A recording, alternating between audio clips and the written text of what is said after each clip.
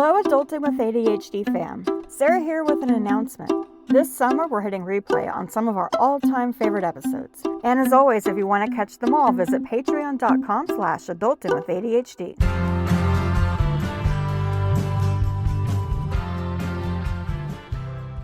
This is the Adulting with ADHD podcast, self-empowerment for people with ADHD. Today, I'm very excited to have with me Candace Baker. She is a therapist specializing in trauma.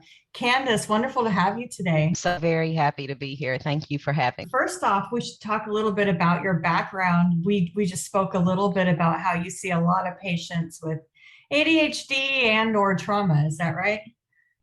That is correct. Yes. So I've been in practice for give or take 15 years. It's been an interesting ride. I started out in addictions, surprisingly, and just converted over to mental health. And then my career path has just developed into ADHD and trauma. Is that a function of the kind of patients you've been getting, that your specialty has evolved like that?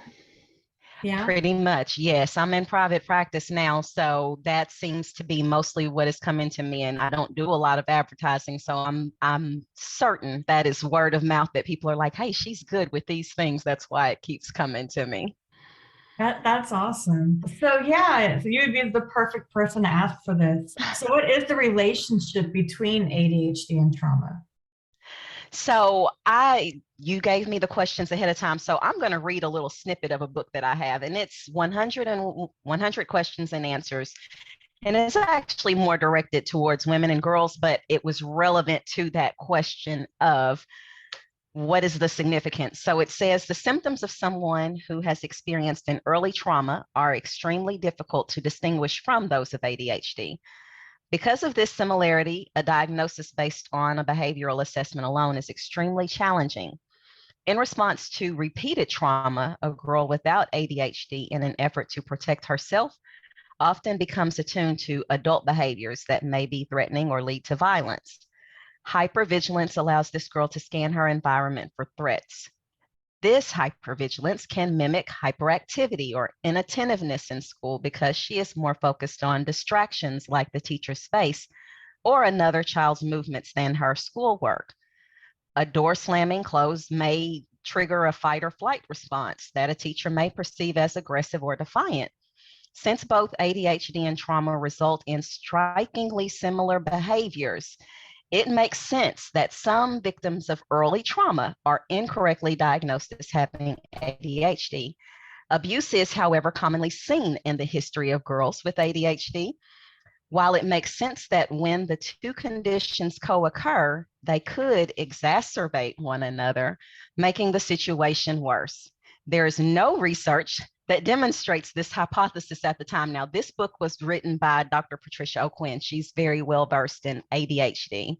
So that was 2011, and it hasn't changed a whole lot over the last 12 years. Wow. That's stunning. Not surprising. Exactly. And this is just evaluating women and girls. So if you look at the population as a whole, then we have a whole nother bundle of research to deal with. Absolutely. Oh my goodness. So that actually brings me to the next question very naturally. Why is it so important to have trauma-informed care? To understand the difference between, because like I said, I get a lot of clients with trauma and ADHD. So let me correlate a little bit more closely. So usually with ADHD, it's highly hereditary. We won't say that it is guaranteed, but it's highly hereditary. So what does that lead to? Parents with behavioral patterns that may not be mature for children, because they tend to have children earlier when we are still in the growth development pattern. So what are we creating? Trauma.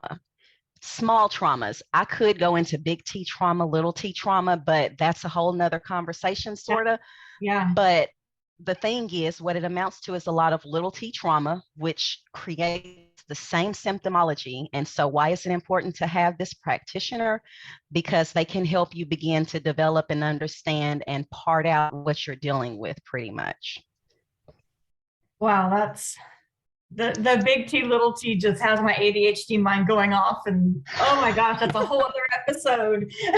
Yes, it is. Yeah, but that tracks so much. I'm actually dealing with the ADHD diagnosis process with my daughter. And I can't imagine how different this would be if I hadn't have been diagnosed already. Yes, because I was diagnosed at 34. I didn't say that. That's really, yeah. So it was like my career, really, ADHD was living out in my life. I had late start in college, started college, dropped Yeah. out because of grade failure. And then, so when I finally got back in at 24, 25, I went straight through. I got 2 undergrad degrees and a master's degree pretty quickly. Yeah. But at that time, I lost my dad, which kind of will go into big T, little t trauma, which caused an explosion in my brain. But at the same time, between grad school and when I was diagnosed, I let my license lapse. I just did not care. I was about at the point where I was in that lost phase. But thankfully, I had gotten married to my husband. Something's not the same. And we had been together for years. So I went and talked to my doctor. I'm like, I'm having anxiety. He's like, Candace, and he had been my doctor since I was 16. So it was very helpful to have someone that was familiar with me because he's seeing these ups and downs for years. And he started asking me questions, and having been familiar with therapy, I already knew what he was assessing me for. I was in denial. I knew it. I knew it. I knew it. I went and got tested. He started treating me, and he's still my provider now and working very effectively. But oh my gosh, like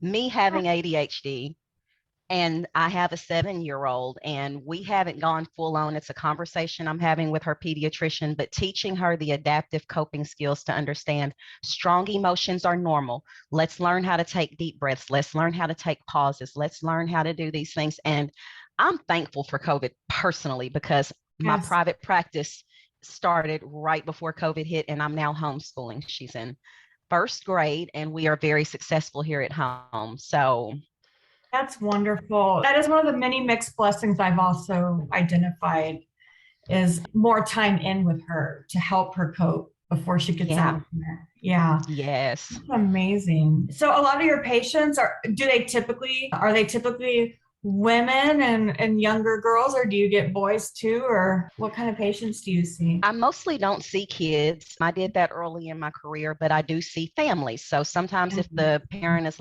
I've mostly seen teenagers. I haven't seen very small kids for years, but the teenagers is mostly their parents are like, need some intervention here. We need some help, support. And that has resulted in some diagnoses. Thus, also, I have some adult clients who are untreated, but their child is diagnosed. So I'm trying to help them understand how to cope and navigate that, while really encouraging them, because again, it's highly hereditary, to go get an assessment too. Absolutely. Hi there, it's Sarah again. Hope you are enjoying the replay. I'm thrilled to announce a new tier for the show, Friends of the Show. This exclusive Patreon tier offers some sweet perks for those who want to show extra support and also get their name out there. To get started, visit patreon.com/adulting with ADHD. Please know that some restrictions apply. Oh my goodness. So I have so many like off script questions popping into my head that we didn't really work out. Let's go for it. I'm just thinking of all I hear that so often. I hear that all the time. Someone gets diagnosed because they found out their kids got diagnosed. And then I start thinking of all these people who are suddenly being diagnosed. Like, it feels like it's happening so much more now. Is our knowledge increasing, or like, it just feels like there's so many more people talking about it now. And have we all had it the whole time and we're just learning more about it? What do you think? Okay, so we're going to go way off script for a second, and I'm going to try to draw it back as quickly as I can. I love it. So what I've added into my practice most recently is selling superfoods, organic superfoods, with a company called Purium. Now, what I have learned through education is, do you know what glyphosate is? No. Glyphosate? No. Have you heard of Roundup? No. Okay, so it's a chemical pesticide that was originally marketed as a oral antibiotic. So what we know is they spray this stuff everywhere. We are contaminated with our food source. So what has risen since they started spraying glyphosate in 1980? Autism, cancers, inflammatory diseases, and ADHD. Oh my gosh. Wow. And that's just one chemical. Oh my goodness. Our way of life is killing us in 100 different ways, a million different ways. 100 different ways. Yes. Mhm. So when you ask the question, is it becoming more prominent? Absolutely. Why is it becoming more prominent? Because honestly, our food nutritional sources are depleted because of Roundup, because of over farming our land. So there's a number of reasons why, but yeah, this is something I've added in. I started using their supplements in November. And so over the last 4 months, I've added my husband in, and God bless my daughter this morning. She was like, Mommy, I don't feel so, like after we ate breakfast, it was like a warm cereal and some homemade blueberry biscuits I made. She was like, I feel full, my tummy hurts. And literally what we're doing is shifting our diet over to more plant-based and using organic superfood supplements to help nourish our bodies, because even though the food we're getting says, like, I live in a food desert, I can get part organic, we do grow a garden, but again, the pesticides are everywhere, so we can't avoid them. So I use the supplementation, and her body, we're transitioning our bodies to an alkaline state because we consume too many high acid foods, and that's another thing that's killing our bodies as well. So I said I wouldn't go too far into that, but literally we said we were off script now. So what's next? Yeah, it's hard to talk about this without talking about that. Like, it comes up all the time in my work. Like, I'm a mental health podcast, but everyone I've been talking to brings this up. Not this specifically, but something tangential to this. Like, it all seems interconnected. So one off-script question would be, I see a lot of like back and forth. Is this real? Is this backed by science? And I feel like it's got to be real, but where do we go if we want to read the science on it? Do you have any recommendations? I do. So there's a couple of movies you can watch. One is called Kiss the Ground. Kiss the Ground? It's going to tell you about our over farming and just the chemical pesticides in our rain cycles and how we need to get back to some old practices. The second one is Game Changer. It talks about going vegan, but it's more about athletic people, but it is such a powerful message. Like, me and my husband watched it first, and he was like, okay, you don't have to tell me anything else, I'm on board. But he had actually been using the supplements for about a month, but like, we are slowly transitioning to understanding better and making the responsible choices in order to feel better. So those are two very good ones that you should watch. And another one of my coaches recommended, and I haven't watched it yet, is called What the Health. And I've held off on watching that one because it's the one I think that gives the medical history background and why we are in the situation we're in now. Yeah, that sounds like my weekend viewing, actually. Like, I've watched everything on the internet already. So I am excited. I have 3 new recommendations. Please do. I would love for you to reach out to me or anyone on here, because you said you would ask me later, but anyone that has more questions later, I invite the conversations. Absolutely. So yeah, I had this one last question. So our listeners, there are 2 more questions, but the listeners, so they're listening to this and they're like, maybe they think they have ADHD, or they think they have trauma, or they know they have both. What's the first step when you're trying to untangle all this? What do you do? Usually when I'm seeing someone in counseling and I think that is the suspected cause, I normally send them to their primary care doctor. If they have a good relationship, a good conversation, may be able to cut out a lot of in between sending you for psychoanalyses and all of these things. Like I said, my primary care from the time I was 16 understood something immediately when I said, I'm having this anxiety. And he said, no. Well, that is amazing. Yes. Like, I'm so thankful to him because of the prevalence of ADHD being misdiagnosed in women so often. That's a miracle. Wow. So that's the first step, is really, if you aren't talking to someone, talk to someone.